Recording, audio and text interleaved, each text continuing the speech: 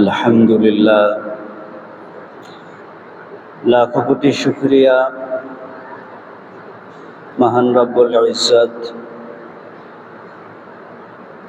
যিনি এই সংকটময় পরিস্থিতিতে সুস্থতার সাথে জুমার নামাজ আদায়ের জন্য আসার তৌফিক নসিব করেছেন। অসংখ্য দরুদ মহামানব সাল্লাল্লাহু আলাইহি ওয়াসাল্লামের উপরে, যার 23 বছরের অক্লান্ত পরিশ্রমে কালিমা লা ইলাহা ইল্লাল্লাহ এর ঝান্ডাকে আল্লাহ উঁচু করেছেন এবং হুজুর সাল্লাল্লাহু আলাইহি ওয়াসাল্লামের পরিবার এবং সাহাবাদের উপরে। গত সপ্তাহে আমাদের আলোচনা চলছিল মুনাফিকরা দুটি কাজ করে। আর কিছু কাজের বিষয়ে আলোচনা করার আগে আমরা একটা বিষয় আজকে আলোচনা করব, একটা মাসআলাকে হল করার চেষ্টা করব। প্রতিটা মুসলমানের এই মাসআলাটুকু জানা আবশ্যক। এই মাসআলাটা হলো আত্মহত্যা। আমরা সচরাচর শুনে থাকি আত্মহত্যা মহাপাপ, আত্মহত্যা মহাপাপ। অনেকেই বলে থাকেন আত্মহত্যাকারী ব্যক্তির জানাজা পড়া যাবে না। আবার লোকে মুখে একথাও প্রসিদ্ধ যে মুসলিম সমাজে আত্মহত্যাকারীর দাফন করা যাবে না।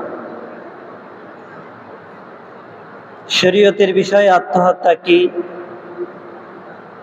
আত্মহত্যার বিষয়টা সুস্পষ্ট হওয়া প্রয়োজন।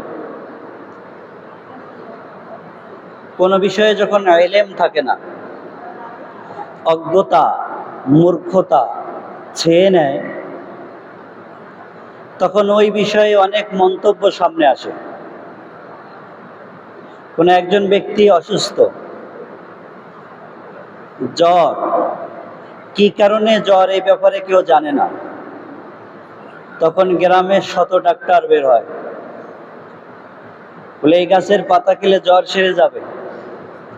কেউ বা বলে নাপা খেলে জ্বর সেরে যাবে, কেউ বলে না পেট ভরে খানা খাওয়াই দেন জ্বর সেরে যাবে। কিন্তু যখন রোগ নির্দিষ্ট হয়ে যায়, রোগের ব্যাপারে যখন মানুষ জানতে পারে কেন জ্বর আসলো এবং কেন এই শরীরের ভিতরে গরম প্রভাব পড়লো, তো যখন ডাক্তার তার সূক্ষ্ম জ্ঞান দিয়ে বিষয়টা বুঝতে পারে, তখন গ্রামের শত ডাক্তারের জবান বন্ধ হয়ে যায়।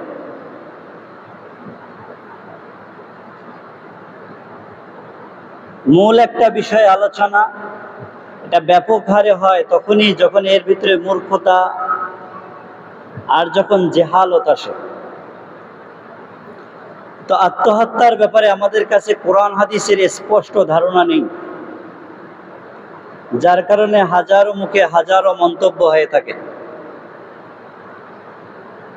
এই বিষয়টাকে আজকে স্পষ্ট করার চেষ্টা করব যে আত্মহত্যা বিষয়টি কেমন।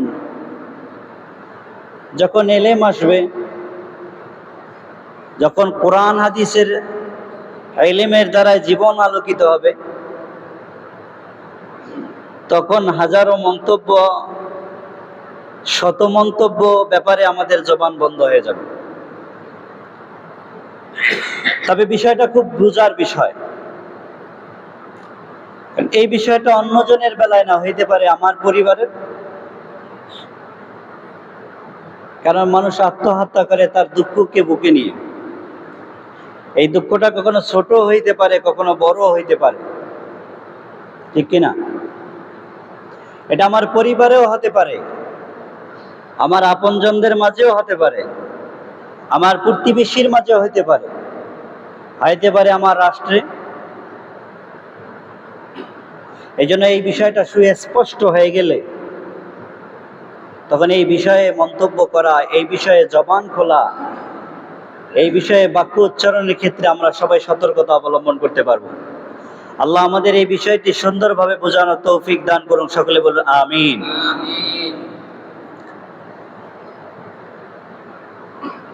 মুসলিম ব্যতীত মুশরিক আর কাফির, শিরিক এবং কুফর, এর মোকাবেলায় আসে ইসলাম।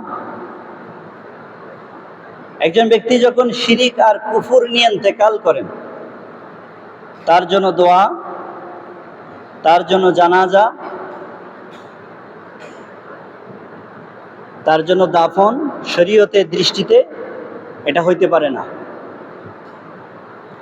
ইন্না শিরকা লাযুলমুন আযীম, আল্লাহ বলেন শিরিক বহুত বড় জুলুম, কুফর বহুত বড় জুলুম। আল্লাহ সব গুনাহ মাফ করে দেন, কিন্তু শিরিক আর কুফরের গুনাহ মাফ করেন না। আল্লাহ কোরআনে এই কথা সুস্পষ্ট বর্ণনা করছেন যে মানুষের সমস্ত গুনাহ আমি মাফ করে দিব, আমি আল্লাহ যখন চাইবো তখনই মাফ করব, কিন্তু শিরিক আর কুফর, শিরিক এবং কুফরের সাথে আরেকটা বিষয়কে আল্লাহ মাফ করেন না।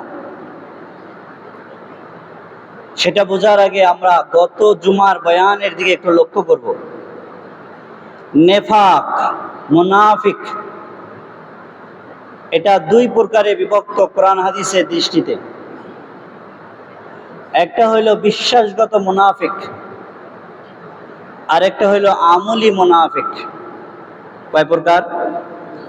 একটা বিশ্বাসগত মুনাফিক, আর একটা আমলি দিক দিয়ে মুনাফিক।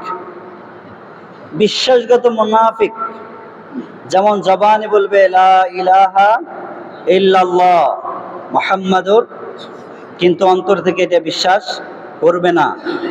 যেমন আব্দুল্লাহ ইবনে উবাই ইবনে সুলুল, যার ব্যাপারে কোরআনের আয়াত আছে ইন্নাল মুনাফিকিন ফিদ দারকিল আসফালি মিনান নার, জাহান্নামের সর্বনিম্ন স্তরে যে থাকবে তার নাম আব্দুল্লাহ ইবনে সুলুল।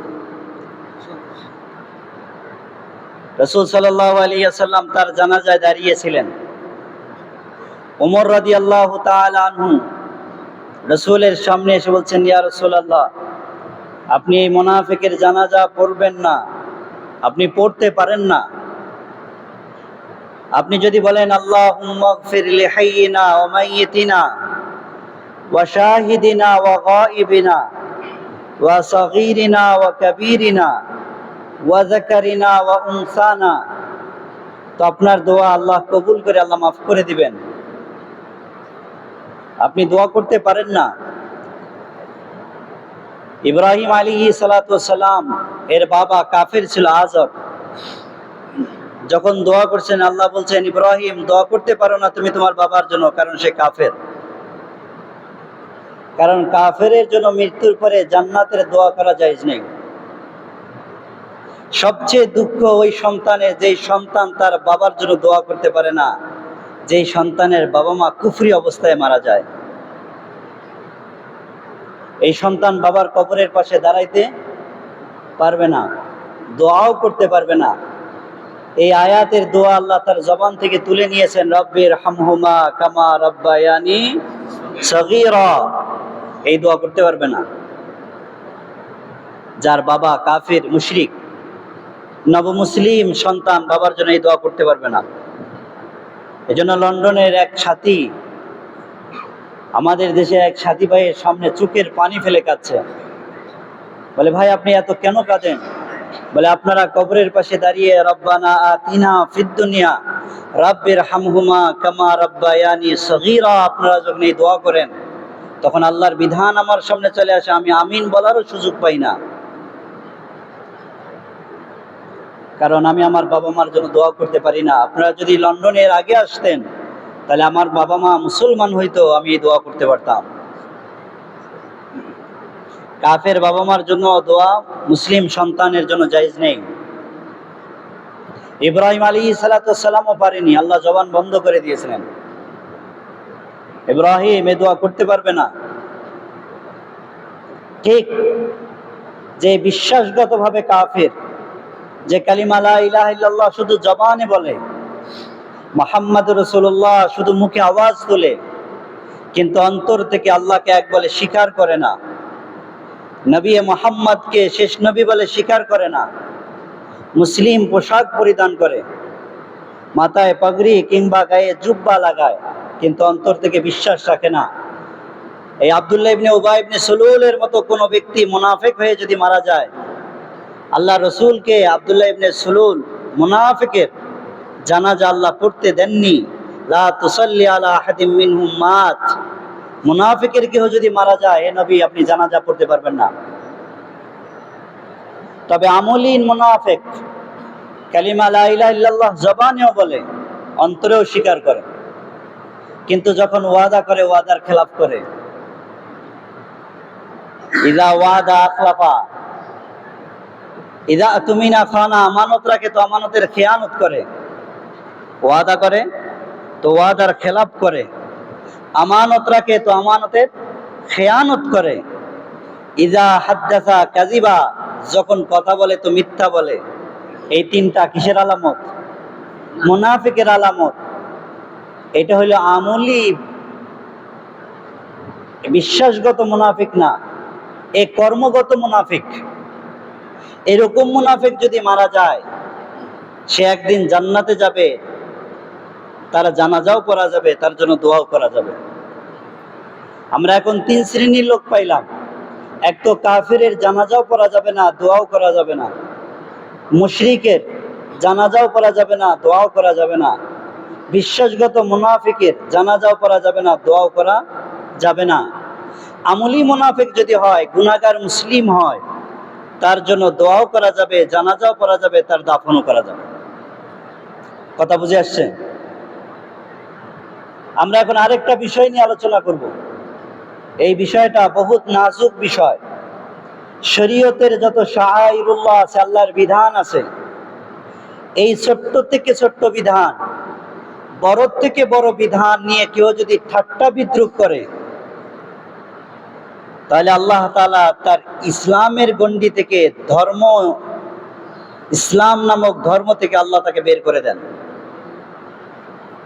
দাড়ি শায়ের ইসলাম, এটাকে যে নিয়ে ঠাট্টা বিদ্রুপ করবে, সে মুসলমানদের খাতায় তার নাম থাকতে পারে, মসজিদে এসে সে সেজদা করতে পারে, সেইদের মাঠে এসে আল্লাহকে আল্লাহ বলে ডাকতে পারে, কিন্তু এই দাড়ি নামক শায়ের ইসলাম, ইসলামের নিদর্শনকে সে নিয়ে ঠাট্টা বিদ্রুপ করার কারণে আল্লাহ তাআলা তাকে মুসলমান হওয়া থেকে বের করে দিবেন। হ্যাঁ, দাড়ি কাটা গুনাহ, কেউ এটাকে গুনাহ মনে করলে গুনাহ করলো, দাড়ি কাটলো, দাড়ি ছাটলো, সে গুনাহগার হবে, কাফের হবে না। কিন্তু যদি দাড়ি নিয়ে ঠাট্টা বিদ্রুপ করে, সে কাফের হবে। কথা বুঝে আসছে? এরকম পাগড়ি, এটা শিআর ইসলাম, কেউ পাগড়ি পরবে না, গুনাহ হবে না, কিন্তু পাগড়িকে নিয়ে কেউ যদি ঠাট্টা বিদ্রুপ করে, তাহলে আল্লাহ তাআলা তাকে ইসলাম থেকে বের করে দিবেন। ছোট্ট থেকে ছোট্ট সুন্নত কেউ যদি পালন না করে, গুনাহগার হবে। কেউ যদি নামাজ ছেড়ে দেয়, গুনাহগার হবে। রমজান মাসে রোজা না রাখে, গুনাহগার হবে। হজ না করে, গুনাহগার হবে। যাকাত না দেয়, গুনাহগার হবে। মিথ্যা কথা বলে, গুনাহগার হবে। কিন্তু কেউ যদি নামাজকে নিয়ে ঠাট্টা বিদ্রুপ করে, রোজাকে নিয়ে যদি ঠাট্টা বিদ্রুপ করে, তোমার রোজায় কি করবে, আল্লাহর কোনো কাজ নেই, রোজা দিয়ে তোমাকে ক্ষুধার্ত রাখে, এরকম ঠাট্টা বিদ্রুপ একটা বিধান নিয়ে করে, আল্লাহ বলেন আমি তাকে ইসলামের গণ্ডি থেকে বের করে দিই।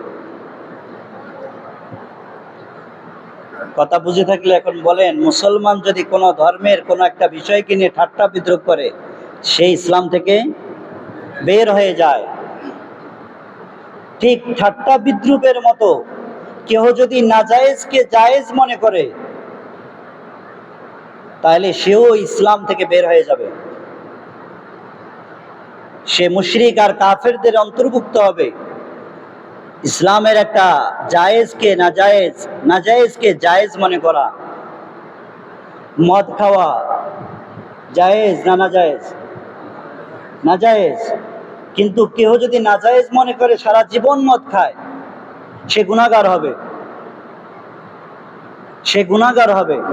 কিন্তু কেউ যদি মনে করে জায়েজ, আল্লাহ আমার জন্য হালাল করছেন, মদ আমার জন্য হালাল করছেন, মদের মতো দামি জিনিস আল্লাহ আমার থেকে কেন না জায়েজ করলেন, আমি বলছি মদ আমার জন্য হালাল, সে ওই দিন ইসলামের গণ্ডি থেকে বের হয়ে যাবে।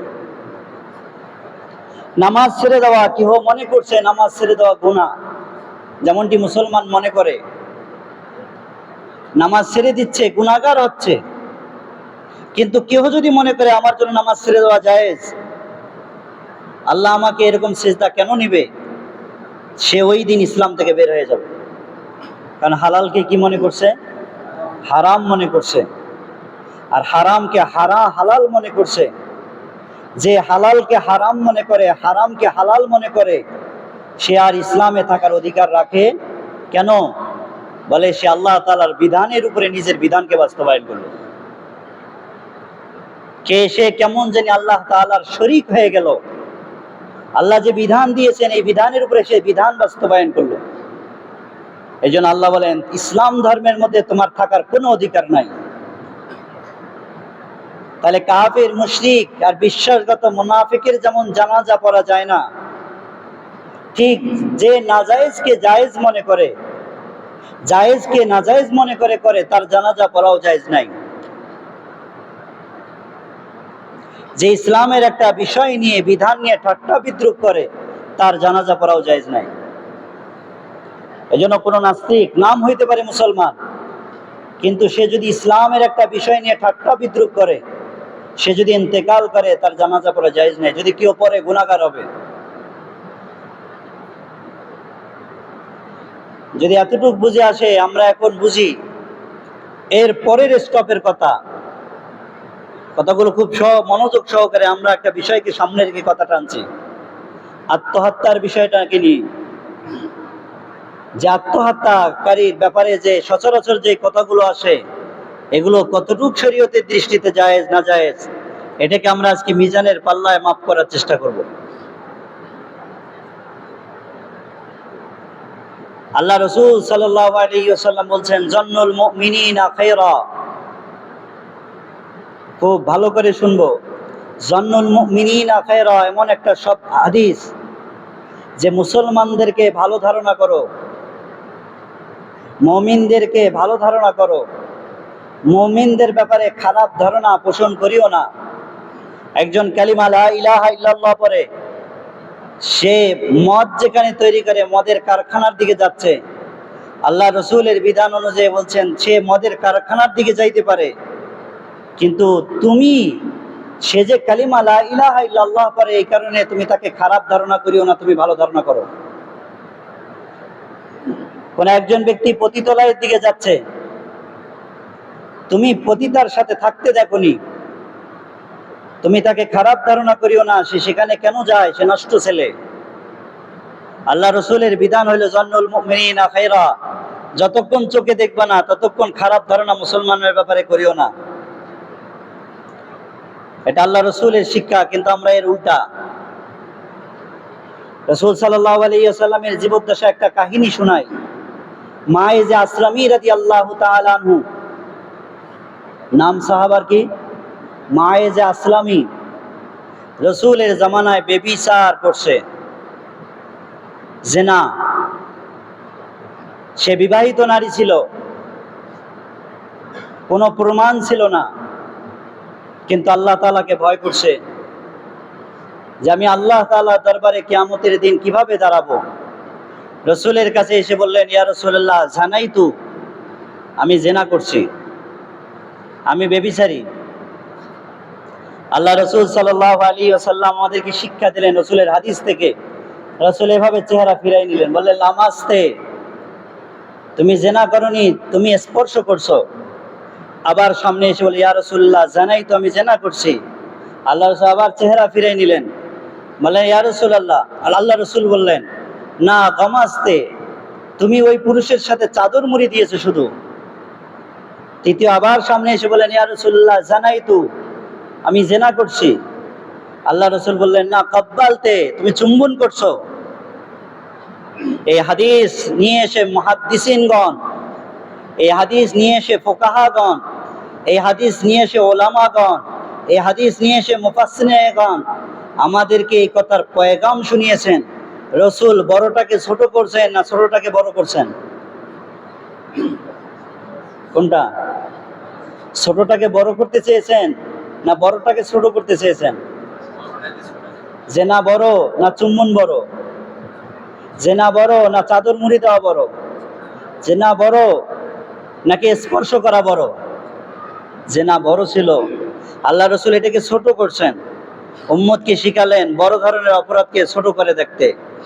আর আমরা কোনো ছেলে কোনো মেয়ের হাত যদি স্পর্শ করে বা রাস্তা দিয়ে যেতে যদি একটু কথা বলে, এটাকে বড় করে সাজিয়ে সমাজে নিয়ে আসি যেন মেয়েটার বিবাহ না হয়। এটাই কি রসুলের শিক্ষা ছিল না উল্টাটা ছিল? যেটা ছিল সেটা আমরা ছেড়ে দিয়েছি, আর যেটা আমাদের ছাড়ার কথা ছিল সেটা আমরা ধরেছি। রসুল মায়েজা আসলামীকে বললেন তোমার পেটে বাচ্চা আছে, যাও। রসুল এই আশায় ফিরাই দিলেন যে এই মেয়ে ভুলে যাবে। পেটে যখন বাচ্চা জন্মগ্রহণ করলেন, বাচ্চা নিয়ে আসলেন, বলে আসলে আমার সন্তান জন্মগ্রহণ করছে, আমাকে শাস্তি প্রয়োগ করুন। আল্লাহ রসুল বলছেন যতদিন তোমার বুকের দুধ পান করবে, যাও বাচ্চাকে নিয়ে যাও। হুজুর সাল্লাল্লাহু আলাইহি ওয়াসাল্লাম চাইলেন সে যেন ফিরে যায়, আর কখনো যেন না আসে। যখন বাচ্চা দুধ ছাড়লেন 6 মাস পর, হাতে রুটি দিয়ে রসুলের সামনে উপস্থিত হয়ে বললেন, ইয়া রাসূলুল্লাহ, দেখেন আমার বাচ্চা এখন বাইরের খাবার খেতে শুরু করছে। আল্লাহ রসুল সাহাবাদেরকে ডেকে বুক পর্যন্ত মাটির নিচে পুঁতলেন এবং পাথর নিক্ষেপ করতে গিয়ে যখন খুব জোরে পাথর নিক্ষেপ হচ্ছিল, তখন মাথা থেকে রক্ত এসে আলী রাদিয়াল্লাহু গায়ে লাগছে। আলী রাদিয়াল্লাহু এইভাবে ছিটকাই দিয়ে বলছে, হায় নাপাক মেয়ের শরীরে রক্ত আমার শরীরে লেগে গেল। আল্লাহ রসুল বলে, আলী কি বলো তুমি? মায়েজা আসলামী আল্লাহর কাছে যে মাপ পেয়েছে, আল্লাহ আরশ থেকে যেভাবে মায়েজা আসলামীকে মাফ করেছেন, যদি এই মাপ হেজাজবাসীকে ভাগ করে দেয়, মধ্য প্রাচ্য হেজাজবাসীকে যদি ভাগ করে দেওয়া হয় এই মাপ, একজনের মাপ, তো পুরা হেজাজবাসী জান্নাতি হয়ে যাবে। এই পরিমাণ তওবা আল্লাহ দরবারে কবুল হয়েছিল। তো যেটা বুঝাইতে চাইছিলাম, জান্নুল মুমিনিনা খায়রা, মানুষের ব্যাপারে একজন মানুষ হিসাবে, রাসূলের উম্মত হিসাবে ধারণা রাখবে খারাপটা না ভালোটা? ভালোটা। যদি একজন মিথ্যা কথা বলে, বুঝতেছি মিথ্যা কথা বলতেছে, তবে এটা আমার ক্ষতি না, তাকে চিন্তা করব সে যেন হয়তো এটা কোনো কারণে এটাকে সে বলে ফেলছে, মৃত্যু হিসাবে তাকে সাব্যস্ত করব না, ভালো মুরাদ নেওয়ার চেষ্টা করব। এটা রাসূলের শিক্ষা, জান্নুল মুমিনিনা খায়রা। আমরা যারা এখন আসতেছি তারা কিন্তু আগে আর পিছের মাসালা বুঝবো না। আমি যে মাসালাটা এখন বলবো, এই যে ভূমিকাগুলো সাজাইলাম, এই ভূমিকার উপরে কিন্তু এখন মাসালাটা আসবে। তো আগে যারা শুনিনি, শেষে আসলে কেমন হবে, এখানে প্রসাব করিবেন, না করিলে 10 টাকা পায়। এই জন্য মাসালাগুলো ভুল হয়ে যায়, এই জন্য বয়ানটা পুরাটাই শোনা উচিত। আমরা শুরু থেকে বলছিলাম কাফিরের জানাজা পড়া জায়েজ নেই, মুশরিকের জানাজা পড়া জায়েজ নেই, বিশ্বাসগত মুনাফিকের জানাজা পড়া জায়েজ নেই। যে হালালকে হারাম জানে, হারামকে হালাল জানে, তার জানাজা পড়া জায়েজ নেই। এবং যারা শরীয়ত নিয়ে ঠাট্টা বিদ্রুপ করে, তার জানাজা পড়া জায়েজ নেই। এখন আমরা আসি যে মুসলমানকে ধারণা করব ভালো ধারণা, নিঃসন্দেহে খারাপ ধারণা করা যাবে না। এখন আত্মহত্যার বিষয়টা স্পষ্ট হয়ে যাবে। আত্মহত্যা গুনাহ, আত্মহত্যা শিরক না। আত্মহত্যা গুনাহ, আত্মহত্যা কুফরি না। আত্মহত্যা গুনাহ আজ পর্যন্ত কেউ বলেনি, বলছে আত্মহত্যা মহাপাপ। মহাপাপ মানে এটা শিরক না, মহাপাপ মানে এটা কুফর না, মহাপাপ মানে এটা বিশ্বাসগত মুনাফিক না, এটা মহাপাপ। এটা একটা পাপ। নামাজ ছেড়ে দেওয়া যেমন পাপ, রোজা ছেড়ে দেওয়া যেমন পাপ, হজ ফরজ হওয়ার পরে হজ ছেড়ে দেওয়া যেমন পাপ, মাকে খাবার দাবার না দেওয়া যেমন পাপ, বাবার সেবা না করা যেমন পাপ, ঠিক এমনই একটা পাপ হলো আত্মহত্যা। তবে হ্যাঁ, আত্মহত্যা একটা পাপ। যদি কোনো ছেলে কিংবা মেয়ে, পুরুষ কিংবা নারী, যদি এই আত্মহত্যা করার সময় মনে করে যে এই আত্মহত্যা হালাল, কথা বুঝে আসছে, অন্তর থেকে মনে করলো যে আত্মহত্যা হালাল, তাহলে সে ইসলামের গণ্ডি থেকে বের হয়ে যাবে, কারণ একটা পাপ কাজকে সে হালাল মনে করছে। আর যদি মৃত্যুর সময় সে মনে করে আত্মহত্যা গুনাহ না, গুনাহ, কিন্তু আত্মহত্যা আমার জন্য হালাল না, গুনাহ জানার পরে যেরকম নামাজ ছেড়ে দিল, গুনাহ জানার পরে যেমন রোজা ছেড়ে দেয়, গুনাহ জানার পরে যেরকম জেনা ব্যভিচারে লিপ্ত হয়, গুনাহ জানার পরে যেরকম সুদ খেতে ব্যস্ত হয়, গুনাহ জানার পরে যেরকম মদ মানুষ পান করে, ঠিক সে মনে করলো এটা গুনাহ, আত্মহত্যা বড় গুনাহ, তবে আমি আমার মনের দুঃখে গুনাহ করতেছি, সে মুসলমান থাকবে, মুসলমান থাকবে, মুসলমান থাকবে, গুনাহগার হবে। কিন্তু যদি মনে করে যে এটা আমার জন্য জায়েজ, হালাল, কেউ যেমন মনে করে নামাজ ছেড়ে দেওয়া আমার জন্য জায়েজ, রোজা ছেড়ে দেওয়া, আল্লাহ এটা ভুল করে আমার উপর রোজা ফরজ করছে সারাদিন ক্ষুধার্ত রাখার জন্য, আমি এটা মানি না, আমি মনে করি আমার জন্য রোজা হালাল, ভেঙে দেওয়া হালাল। এরকম কেউ যদি হারামকে হালাল মনে করে, হালালকে হারাম মনে করে, আত্মহত্যাকে কেউ যদি হালাল মনে করে, তাহলে নিঃসন্দেহে ইসলাম থেকে বের হয়ে যাবে। এখন প্রশ্ন হইল যে আত্মহত্যা করলো, আমরা কোন গ্রুপে অন্তর্ভুক্ত করব? সে গলায় ফাঁসি দেওয়ার পরে যখন মারা গেল, তার বুক কি ফেটে দেখা যাবে সে কি মনে করছিল? আল্লাহ রাসূল সাল্লাল্লাহু আলাইহি ওয়াসাল্লামের জামানায় যুদ্ধ চলছে, যুদ্ধ হতে হতে একজন সাহাবা আরেক কাফেরের বুকের উপরে উঠে গেছে, তাকে হত্যা করবে। আর ঠিক এই সময় কাফের বলে দিছে লা ইলাহা ইল্লাল্লাহ মুহাম্মাদুর রাসূলুল্লাহ। এরপরেও মুসলিম সাহাবা ওই কাফেরের বুকের উপরে আঘাত করে, ওই কালিমা পড়নেওয়ালা শব্দ একজন মুসলমানের বুকের উপরে আঘাত করে তাকে হত্যা করছে। রাসূলের কাছে পরে বিচার আসছে, হুজুর সাল্লাল্লাহু আলাইহি ওয়াসাল্লাম বললেন, তুমি কেন মারলে তাকে কালিমা লা ইলাহা ইল্লাল্লাহ বলার পরেও? বলে, ইয়া রাসূলুল্লাহ, আমি মনে করছি সে নিজের জানকে বাঁচানোর জন্য কালিমা পড়ছে। তখন আল্লাহ রসুল চেহারা লাল বর্ণয় জিজ্ঞেস করে, হাল শাক্কাক্তা কলবা, তুমি কি তার দিল ফেটে দেখছো কলবে কি ছিল? সে তো দিল থেকে বলতে পারতো কালিমা লা ইলাহা ইল্লাল্লাহ, তুমি কেন অস্ত্র চালাইলে? মানুষের দিল ফেটে দেখা যায় না। এই জন্য মৃত্যুর পরে কাহারও অন্তর চিরে দেখা যাবে না সে এটাকে হালাল মনে করে ফাঁসি খেয়েছে, বা হালাল মনে করে বিষ পান করছে, নাকি হারাম মনে করে বিষ পান করছে, হারাম মনে করে আত্মহত্যা করছে, এটা জানা, এটা বুঝার কোনো উপায় নাই। কিন্তু রসুলের ওই হাদিসকে সামনে রেখে বলছে, জন্নুল মুমিনিনা খায়রা, যদি আমি তাকে মনে করি যে এটাকে হালাল মনে করে সে আত্মহত্যা করছে, তাহলে তো তাকে দাফনও করা যাবে না, ইসলামের গণ্ডি থেকে বের হয়ে যাবে। আর যদি তাকে মনে করি যে সে এটাকে হারাম মনে করে ফাঁসি খেয়েছে, তখন সে ইসলামের ভিতরে থাকবে, সে জান্নাতি হবে।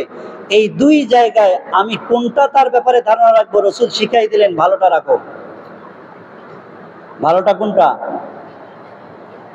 যে সে আত্মহত্যা করছে, আত্মহত্যা করছে, আত্মহত্যাকে খারাপ গুনার কাজ মনে করে। এই জন্য উলামায়ে কেরাম এই ফতোয়া দিয়েছেন যে আত্মহত্যা করে যখন মারা যায়, তার অন্তর চিরে ফাটার সুযোগ দেখার আমাদের নাই। এই জন্য তাকে রসুলের হাদিস অনুযায়ী তাকে ভালো মনে করব সেটা গুনার কাজ, গুনাহ মনে করেই করছে। যেমনটি সুদ গুনার কাজ, গুনাহ মনে করে খায়, ঘুষ গুনার কাজ, গুনাহ মনে করে খায়, নামাজ ছেড়ে দেওয়া গুনার কাজ, গুনাহ মনে করেই নামাজ ছেড়ে দেয়, রোজা ছেড়ে দেওয়া গুনার কাজ, রোজা গুনাহ মনে করেই রোজা ছেড়ে দেয়। ঠিক এখানেও আত্মহত্যা করছে, গুনাহ মনে করেই সে আত্মহত্যা করছে।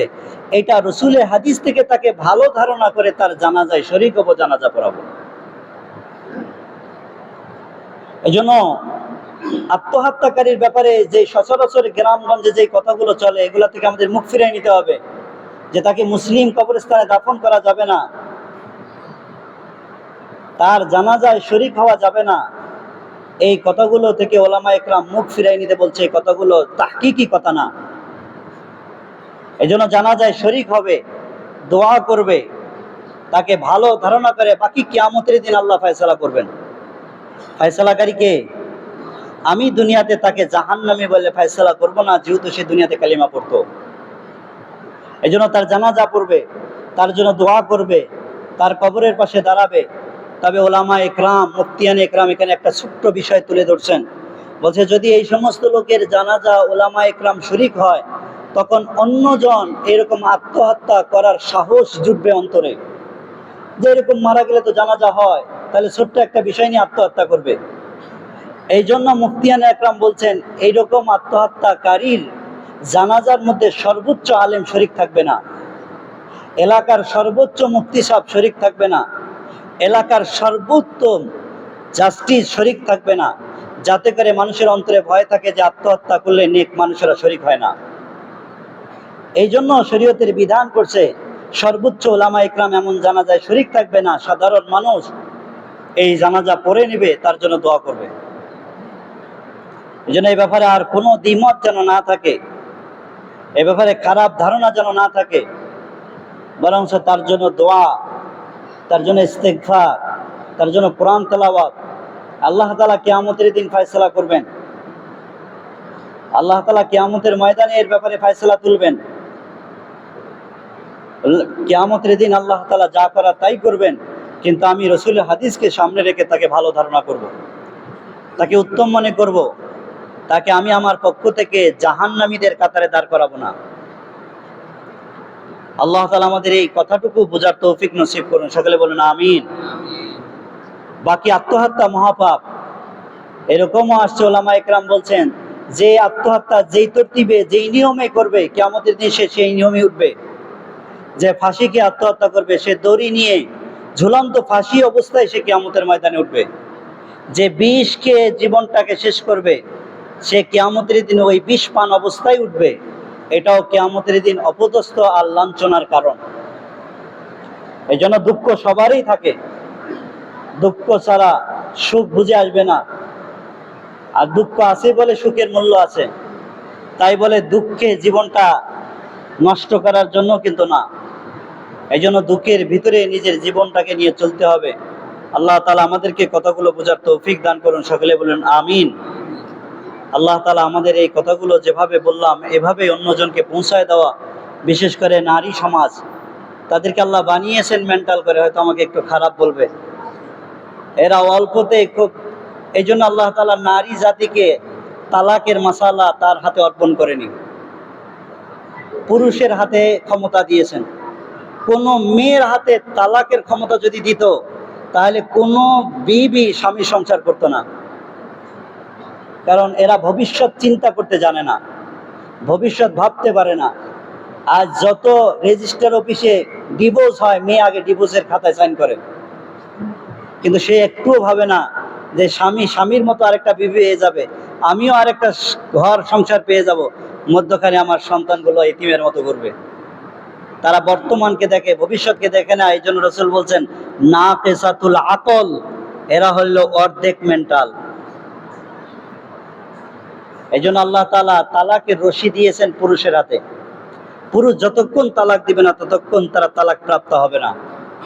হ্যাঁ, অধিকার যদি দিয়ে দেয় যে তোমাকে অধিকার দিলাম, চাইলে তুমি তোমার উপর তালাক দিয়ে চলে যেতে পারো, তখন এক নারী চলে যেতে পারবে। কিন্তু এর আগে অধিকার নাই নিজের উপরে তালাক অর্পণ করা। কোনো বিবি স্বামীকে তালাক দিলে তালাক হবে না, স্বামী তালাকের জায়গা না। আমি যদি বলি আব্দুর রহমানের পেট থেকে একটা বাচ্চা হয়েছে, কেউ মেনে নিবে? কেন? আব্দুর রহমানের ভিতরে বাচ্চা দেওয়ার ক্ষমতাই নাই, স্বামীকে তালাক দেওয়ার কোনো অধিকারই নাই, কারণ স্বামী তালাকের জায়গা না। তালাক দিবে মেয়ের উপরে, নিজের উপরে। এটাকে বলা হয় তাওফিজে তালাক, আরবিতে বলে তাফবিজে তালাক। স্ত্রীকে স্বামী বলবে চাইলে তুমি তোমার উপর তালাক দিয়ে চলে যেতে পারো, কিন্তু স্ত্রী স্বামীর উপরে তালাক দিলে কখনো তালাক হবে না।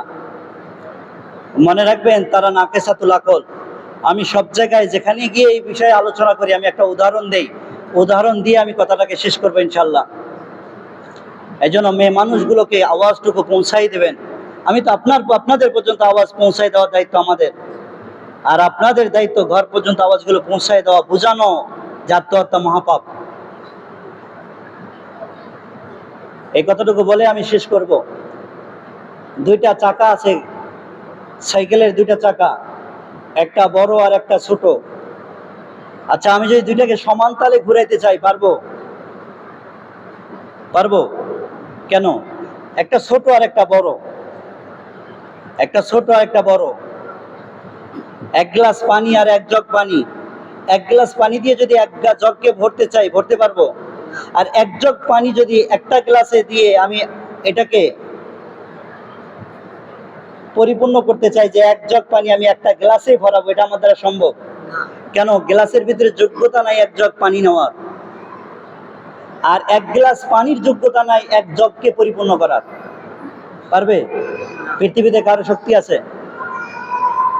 এক গ্লাস দিয়ে এক জগ যেন ভরানো যায় না, এক জগ পানিকে এক গ্লাসের ভিতরে আটানো যায় না।